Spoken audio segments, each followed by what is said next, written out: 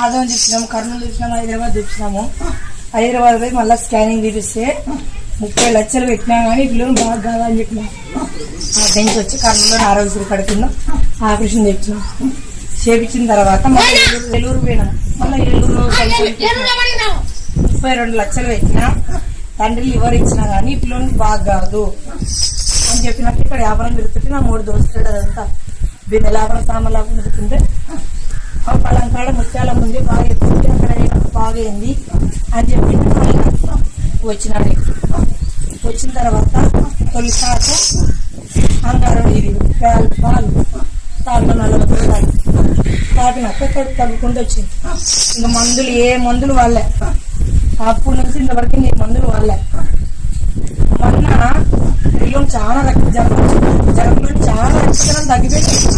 మళ్ళీ కర్నూలు తీసుకొని అంటారు. తీసుకోండి అంటే మాకైతే ముత్కాలం ఉంది, అవి ముందే మాకు నిండా తెలుసు అనుకోని ముక్కుకొని ఫోన్ చేయండి అన్న. ఫస్ట్ విలేకరులు లేచినాం. విలేకరులు లేచిన తర్వాత స్వామి నెంబర్ ఏంటి, స్వామి చేసి మాట్లాడుతాం. ఇట్లా మా పరిస్థితి, మా పిల్లల పరిస్థితి ఇట్లా ఉంది అని చెప్పినాం. సరేలన్నా స్వామి నెంబర్ ఇచ్చినాడు. చేసిన తర్వాత ఏం లేదు, మల్లెపూలలో వాసన చూపించండి అన్నాడు. వాసన చూపించండి అంటే సరేలన్నా వచ్చినాము, వాసన చూపించామాడ చూపించి ఇంటికి పోయినాం.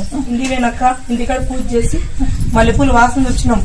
చూసినాక అమ్మ నువ్వు ఉంటే నాకు పొద్దున కల్లా కొడుకు కణాలు పెరగల, పెరిగేటట్టయితే నీ గుడికి పంపిస్తాను ఖచ్చితంగా అని పొద్దున కల్లా 42 కణాలు ఉన్న కణాలు 59కి వచ్చినాయి. పొద్దుపొడసల కల్లా 52కి వచ్చినాయి.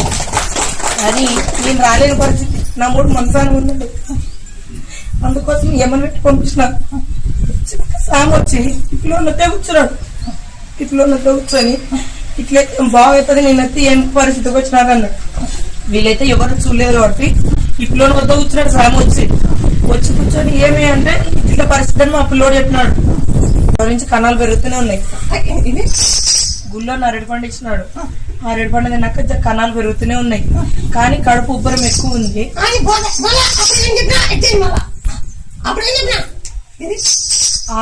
తులసి ఆకు తమలపాకులోన 41 రోజులు అంగారేసి తాపమని చెప్పినాం.